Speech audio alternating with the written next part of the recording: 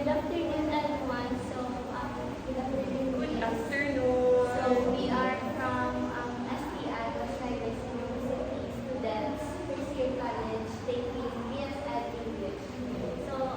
Today we're going to interview you about certain questions regarding language development theory. Okay.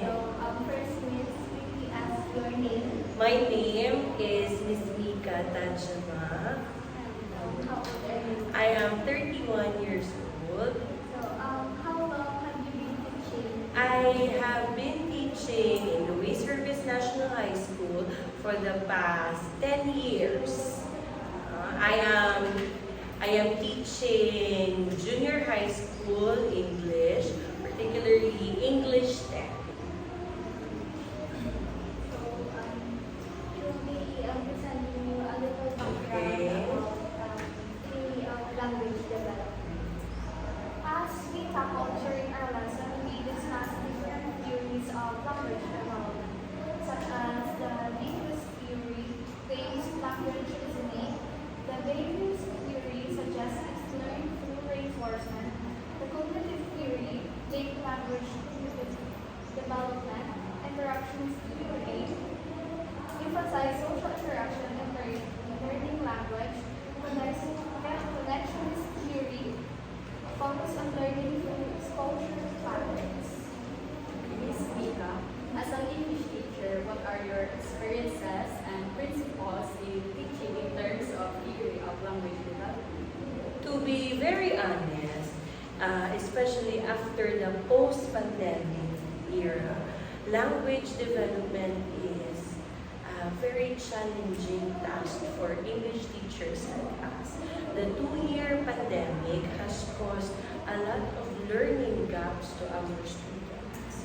They have difficulty learning both oral and written language. So that is really a challenge on how we have to bridge the gap between what they didn't learn during the 2 years and what they are expected to learn now that they are back to regular school.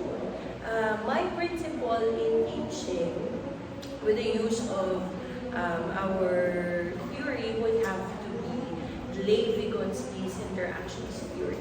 Particularly because, but a quick disclaimer, there's no theory that fits to everyone. Each theory is distinct by itself. But I could only speak for what works for me and for what works in the context of which I teach, and that is grade 10. Since I am teaching grade 10, these students are mature, they are more advanced because I am handling best classes. So interaction at least works well for them. They already have acquired basic language development. They already know the basic foundations. So what we do is we have to engage them in interactions, in activities, to provide them opportunities to learn language better with the help of their other classmates. So, do you believe these students undergo language development? Yes, they do. And the way I believe is each learner undergoes language development.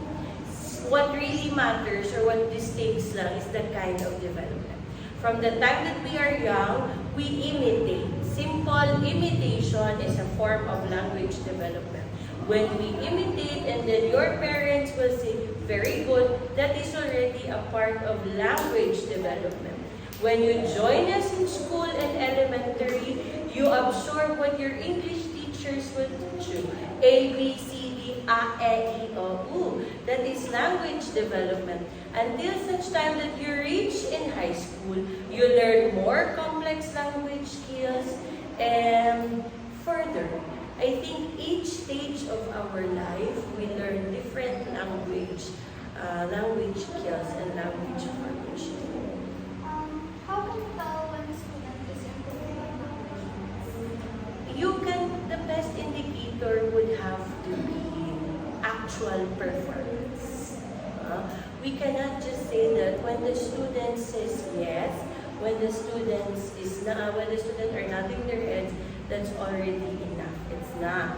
When they perform, when they do an output, that is really the time that we can say they are improving. And a very important way to help them improve when you see them is provide them positive reinforcement so that they will feel that I am doing something. I am working on it. Okay? So that will probably. Among the theories, which one is the basis of your teaching? My basis is really interactions theory by Levi-Wygotsky. Okay? So, how do you use this theory with different students? I personally use this theory for diversified students. I have for example, I have 5 sections. 1 is best class and the 4 are regular classes. There is a big difference with the class dynamics of students who are academically good and those who are from the regular classes. Levi-Wygotsky's language theory is very helpful because we do not talk much. The teacher is no longer the only source of language development. We are in the 21st century, we facilitate. We provide them activities, we provide them simulation where they can imagine and they will perform individually, by group, or as a whole. In that way, they will develop confidence and they will learn how to stand. But we also have to make sure that each one of them has a role to play. Because not everyone in the group are language competent. You can assign, if you're having a group, you can assign one. You will be the scribe. So the role is to write. It's still language development, write sentences. Your goal is the presenter. That's still one. So that everybody has a fair share of things to do. What activities do you usually use in connection with the identified student? In our school, every quarter,